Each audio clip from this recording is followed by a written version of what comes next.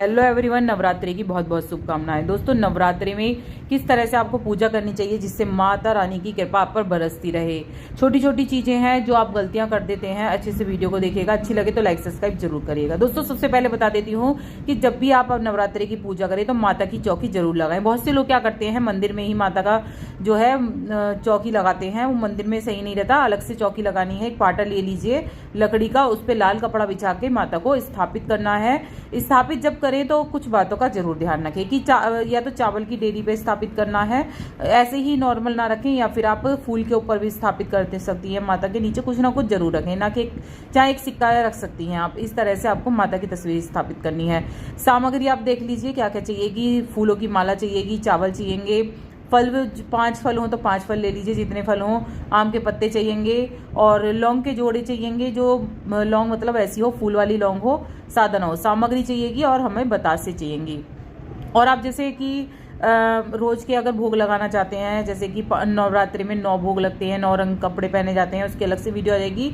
वो लगाना चाहते हैं तो वो आप लगा सकते हैं। तो यही चीज़ें चाहिएंगी। पान का पत्ता, सुपारी, और पान का पत्ता और सुपारी भी अर्पित करी जाती है, लौंग अर्पित करे जाते हैं उसके अंदर, वो भी आप जरूर रखें। और इस दिन जो है विशेष महत्व होता है। जो आम के पत्ते तोरण जो है अपने द्वार पर जरूर बांध दीजिएगा, अपने मेन गेट पर, या फिर जहाँ पूजा का स्थान हो उस जी के 7 या 5 के पत्तों का तोरण बांध दीजिएगा। दिखाऊंगी इसी वीडियो में किस तरह से तैयार करना है। चावल की डेरी पे आप नारियल कलश स्थापित भी कर सकती हैं, आप दीप कलश भी स्थापित कर सकती हैं। तो दीप कलश स्थापित करने में सिर्फ प्लेट रख के दीप स्थापित कर दीजिए ऊपर। नारियल कलश स्थापित करना है तो इस तरह से कलश पे सतिया बनाकर चावल की डेरी पे ही रखना है। उसके बाद आप जो कलश है उसके ऊपर नारियल रख सकती हैं। नारियल रखते समय इन बात का ध्यान रखना है कि नारियल पे या तो कलावा लपेट दीजिए, या फिर आप चुन्नी जो आती है साथ में कला वो लपेट के रखना है। माता को तिलक लगाइए और अपने अपने मतलब माथे पर भी तिलक लगाइए। सिंदूर लेके माता को उन्हें भी अर्पित करिए और अपने आप भी। जो जो सामग्री आप माता को श्रृंगार की सामग्री अर्पित करेंगी वो अपने आप भी थोड़ा थोड़ा लगाते रहना। इससे अखंड सुहाग्य की प्राप्ति होती है। तो सुहाग की सामग्री जरूर अर्पित करिए, चाहे 5 करिए चाहे 7। पहले नवरात्रि में ही कर दीजिए। नहीं कर पाए हैं, किसी कारण भूल गए हैं, तो 8 नवरात्रों में से किसी भी दिन आप माता को सामग्री अर्पित कर सकते हैं। और ये सामग्री आप कुछ यूज़ कर लीजिए, कुछ आप लास्ट के दिन में जब आपकी पूजा संपन्न हो जाए तब इसे बांटनी है। तो यहाँ मैंने कुछ सामग्री जो है अर्पित करी है माता के लिए। तो इस तरह से ही आपको सामग्री अर्पित करनी है। इसके बाद फूलों की माला जो मैंने बताया था वो आम के पत्ते लगाकर ही, इसमें नारियल कलश में आम के पत्ते लगाकर ही नारियल को स्थापित करिए। नहीं है तो कोई बात नहीं, ऐसे ही कर सकते हैं। मान लीजिए आपके पास अशोक के पत्ते हैं तो आप वो भी लगा सकते हैं, या फिर आप इस तरह से बिना उसके भी आम के पत्ते के स्थापित कर सकते हैं। इन बातों का ध्यान रखना है। तुलसी अर्पित नहीं करनी है माता को। दुर्वा भी नहीं अर्पित करी जाती है। जो दुर्गा माता होती हैं उनको दुर्वा, तुलसी नहीं अर्पित करा जाता है। तो इस बात का आपको ध्यान रखना है। और सबसे पहले जो पूजा है आपको अपने हस्बैंड से करा दीजिए। इत्र जरूर अर्पित करिएगा। इत्र से क्या होता है, जो हमारा शुक्र होता है वो मजबूत होता है। जब शुक्र मजबूत होता है तो धन धान्य के द्वार अपने आप खुल जाते हैं, संपन्नता आती है।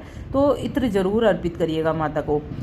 यहाँ फूलों की माला ले आइए आप, बासी फूलों की ना हो। बहुत से लोग क्या करते हैं, 1-2 दिन पहले ही रख लेते हैं स्टोर करके कि हमें चढ़ानी है, तो वो नहीं होनी चाहिए। बासी फूलों की नहीं होनी चाहिए माला। आप ताजे फूलों की माला माता को अर्पित करें।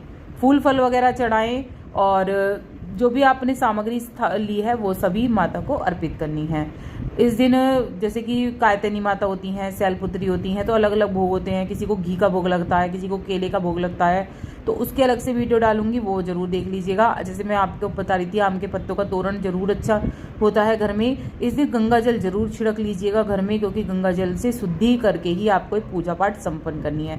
मुख्य द्वार बिल्कुल सजा के रखिएगा, साफ करके रखिएगा। मुख्य द्वार से ही हमारे घर में श्री का प्रवेश होता है, यानी कि लक्ष्मी का प्रवेश होता है। तो आपको मुख्य द्वार को गंगा जल से छिड़काव जरूर कर लीजिएगा। अच्छे से घर को पवित्र करने के बाद पूजा संपन्न करनी है। मान लीजिए आप पोछा नहीं लगा पा रहे हैं, सुबह सुबह जल्दी ही पूजा कर रहे हैं, तो गंगा जल एक ऐसी चीज़ होती है जो घर में शुद्धि करती है। और इस तरह से कंडा आपको जलाना है, जो वो होता है गोबर का कंडा, उसमें 2 लौंग, जो फूल वाली लौंग होती हैं, 2-2 जोड़े अर्पित करे जाते हैं। एक लौंग अर्पित नहीं करी जाती, जोड़े से अर्पित करी जाती है। जोड़े से लौंग, बतासा, कपूर और देसी घी, ये भी चीज़ें सभी अर्पित करनी है आपको। अगर जैसे अठवारी होती है, 8 दिन बाद जब हम माता को जिमाएंगे तो वो हलवा और उससे जमाएंगे। अगर नहीं कर पा रहे हैं रोज तरह तरह के भोग अर्पित, बस आप 2 लौंग के जोड़े और बताशे से माता को रोज करनी है, चाहे आप व्रत रखें चाहे ना रखें, ये आपको अग्यारी जरूर देनी है।